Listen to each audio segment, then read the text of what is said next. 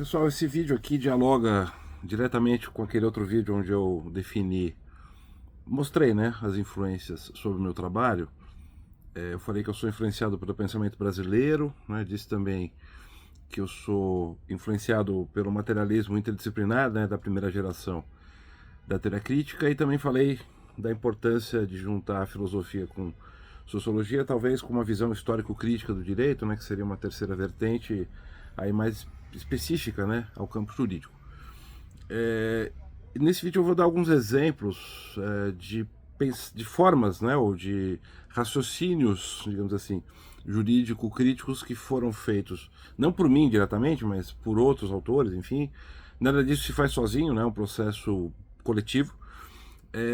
E a reflexão sobre essas coisas mais explicitamente está feita num texto meu um pouco antigo, que se chama Utopias Institucionais, que saiu no Cadernos Pagu, né? E aí vocês podem ver também um livro de uma professora dos Estados Unidos, Marta Minow, sobre justiça de transição na África do Sul, né? Uma fonte interessante. E o último exemplo é o meu livro mais recente, Como Viver Junto. Eu já mostrei muitas vezes a capa aqui, enfim, já falei dele, então não vou mostrar de novo. Então, o que eu vou fazer aqui? É tentar, enfim, dizer o seguinte, veja, que o pensamento jurídico crítico, ele precisa problematizar, digamos assim, questionar as formas institucionais que estão postas para pensar em alternativas, né? Isso não se faz de um ponto de vista, digamos, interno ao direito do jurista, né?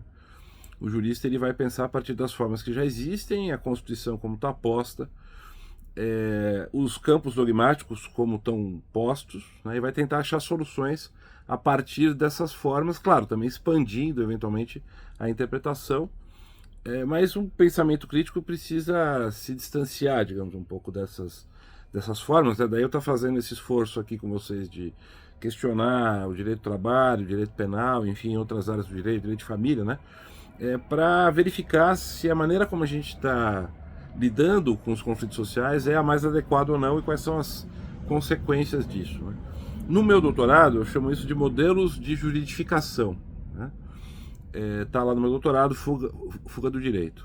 Então vamos lá, quer dizer, primeiro exemplo, que é um exemplo muito interessante, né, da justiça de transição na África do Sul, e depois isso se aplicou em outros lugares, né, de formas diferentes. Vejam, o que é a justiça de transição? Claro, vou fazer uma imensa simplificação aqui, né? É uma forma de pacificação de conflitos em que, diante do apartheid, né, que foi uma situação extrema, né, sobre a qual eu já vou falar, se chegou à conclusão de que seria melhor para pacificar o país, né, África do Sul, e para que as pessoas conseguissem seguir adiante, não utilizar instituições penais, por exemplo, não utilizar os mecanismos tradicionais de justiça e inventar uma outra maneira de resolver os conflitos, porque, de uma certa maneira, eram tantos crimes cometidos por toda a sociedade inteira, de uma certa maneira, participou do apartheid, era cúmplice em algum nível, né,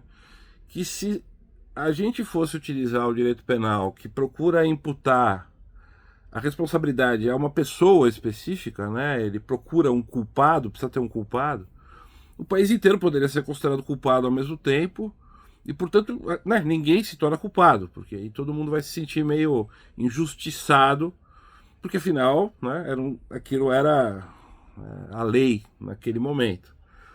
Então você tem graus, evidentemente, de culpa diferentes, pessoas que praticaram violências, pessoas que só se beneficiaram das violências cometidas, mas provavelmente, se fosse utilizado o mecanismo penal, como a gente conhece, o direito penal moderno, né?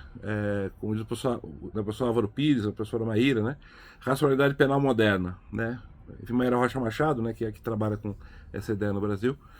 Se a gente fosse usar essa lógica, a gente estaria até hoje discutindo, enfim, em termos penais, as responsabilidades na África do Sul, e provavelmente o conflito iria emergir de novo e as coisas iam ficar mais complicadas. Então, até onde eu compreendo, né, ali o raciocínio foi esse: olha, a forma de direito penal, porque ela procura um culpado especificamente, ela era difícil, ela não se adequava direito ao tipo de problema social que se estava enfrentando, em que as atrocidades eram uma espécie de, vamos dizer assim, né, de uma culpa coletiva e de todo mundo participando daquelas violências. Então, foi necessário inventar uma outra forma de fazer justiça, em que as pessoas compareciam, né, àquele espaço da justiça de transição, diziam o que tinham sofrido, os acusados admitiam a culpa, e esse conflito ficava resolvido do ponto de vista jurídico, não iria se processar em ninguém, não iria, né, se prender ninguém, em nome justamente de manter o tecido social que já estava, né, evidentemente esgarçado, né, minimamente coeso, para o país conseguir seguir adiante. Claro, ficaram mágoas e até hoje a coisa é complicada, né? Como qualquer situação, a escravidão também no Brasil, enfim, todas essas atrocidades que foram cometidas deixam rastros, e aqui no Brasil nem sempre a gente resolveu da menor maneira, né? Mas eu acho esse caso interessante porque é justamente um caso em que a reflexão, claro, das pessoas que estavam envolvidas, né, chegou à conclusão de que a forma penal não encaixava bem na forma, na substância do problema, né, que estava sendo enfrentado, e também provavelmente nem a forma da responsabilidade civil e nenhuma das outras formas de fazer direito, de fazer justiça que se conhecia, e se inventou algo diferente, né? Esse mesmo raciocínio foi utilizado no Brasil pelo movimento feminista, aí eu estou falando do meu texto Utopias Institucionais, para pensar a violência contra a mulher, né? A proposta da Lei Maria da Penha não é penalizante, né? Tem uma dimensão criminal ali, mas não é. A ideia era criar um atendimento interdisciplinar, multidisciplinar, uma casa de acolhimento, né, em que você tivesse diversos tipos de atendimento psicológico, assistência social, apoio material, né, enfim, para a pessoa violentada, e também um trabalho com os homens, né, não fosse simplesmente a penalização, porque não é isso que, na reflexão das feministas que pensaram esse modelo, iria resolver, né? Então, nunca foi a proposta, que eu saiba, né, do movimento feminista originalmente, uma proposta criminalizante, foi uma proposta justamente de dizer, olha, se a gente for aplicar as relações familiares, a estrutura culpado-inocente do direito penal pura e simplesmente, eu não vou resolver a questão substantiva, né? Não podemos abrir mão da criminalização, porque afinal, socialmente, isso é o que eu digo no meu texto, né?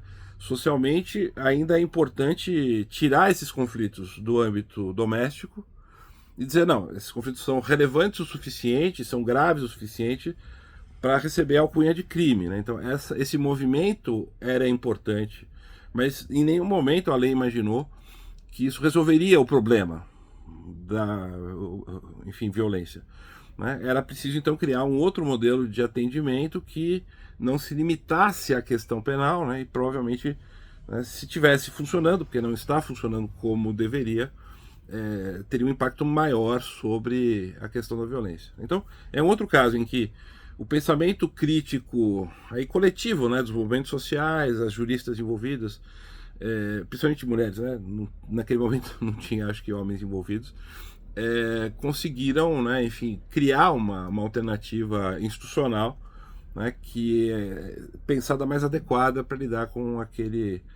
aquela questão, né?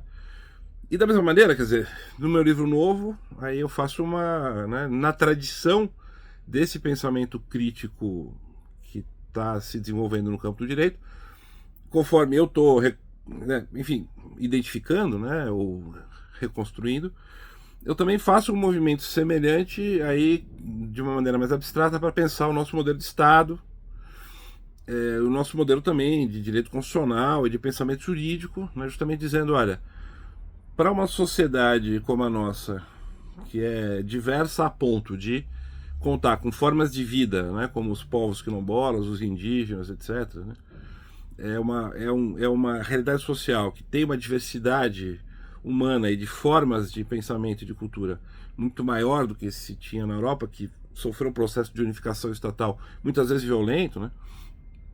Talvez pensar o nosso Estado como um Estado nacional, né, com um direito unitário que tenha que ser imposto de maneira coercitiva a todas as pessoas seja inadequado, né? A gente pode pensar que a gente vive, como alguns países andinos reconheceram, né, na sua Constituição.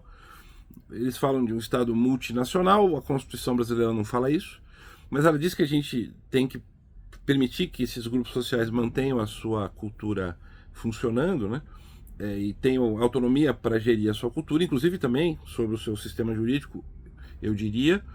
Então a gente tem uma convivência de ordens normativas. Algumas delas a gente vai reconhecer como jurídicas, eu acho que é necessário dar esse passo, e dizer que talvez a jurisdição brasileira, o direito brasileiro, possa servir como uma espécie de mediação, né? Tentar solucionar os conflitos entre essas ordens normativas, sem eliminar nenhuma delas, e claro, vai chegar um certo momento que vai ter que se dizer, olha, isso não é admissível à luz do direito brasileiro, e afinal, né, por causa de todo o movimento colonial, né, enfim, o direito brasileiro acaba sendo o mais forte, né, que domina os meios coercitivos. Então vai ter um momento, necessariamente, como diz Robert Cover, jurispático, né? Você vai destruir uma norma, vai dizer que essa norma não pode ser válida.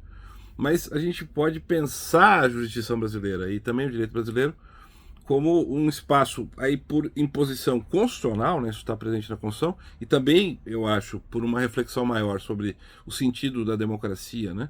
Para dar espaço para que todas as formas de vida e todos os interesses e desejos encontrem seu espaço.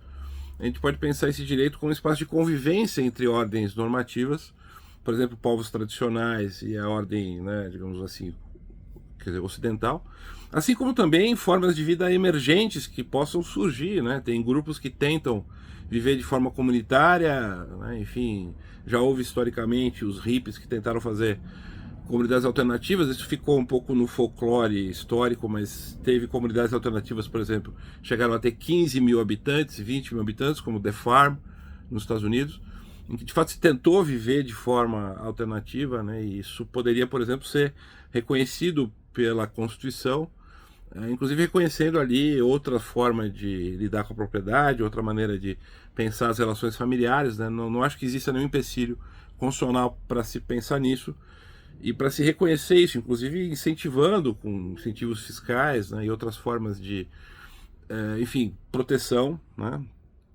Acho que grupos, por exemplo, do MST procuram desenvolver em certa medida, né, ou manter essa cultura das famílias que praticam a agricultura familiar, né, e tem uma estrutura de vida, uma forma de vida um pouco diferente, né, então isso se aplica à discussão sobre a agricultura familiar e pode se aplicar a outras formas de existência ou de vida que possam vir a surgir.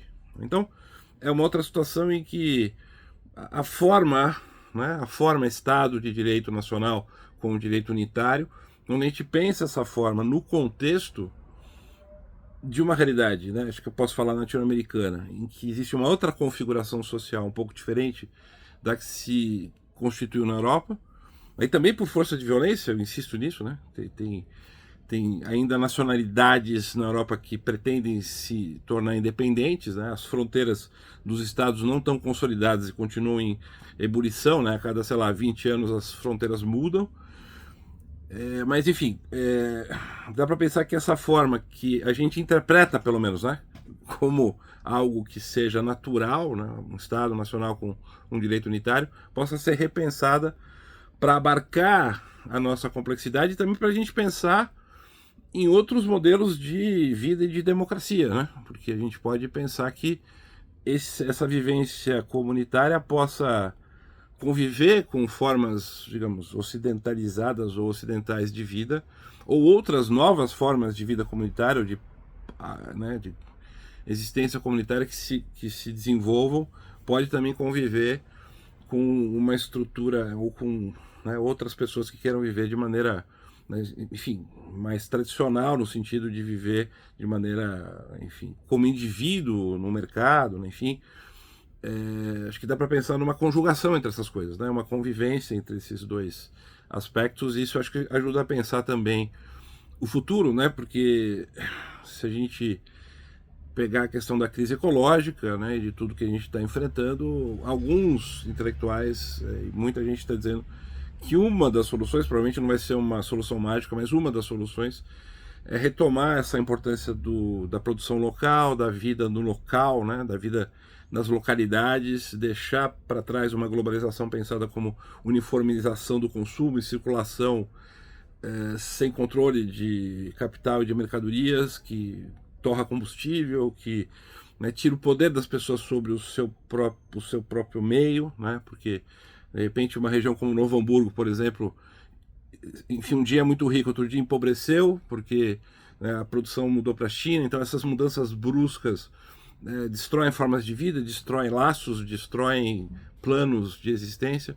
Então a gente possa pensar numa outra maneira de organizar essas coisas, em que, né, em que as mudanças não flutuem, ou que não fiquem na mão de um grupo específico de quem domina o capital, e decisões possam ser tomadas também levando em conta os interesses das pessoas, enfim, né, e essa volta, né, a uma globalização, por exemplo, pensada do ponto de vista local, foi uma das propostas do Milton Santos no livro dele, né, que eu já mencionei aqui várias vezes.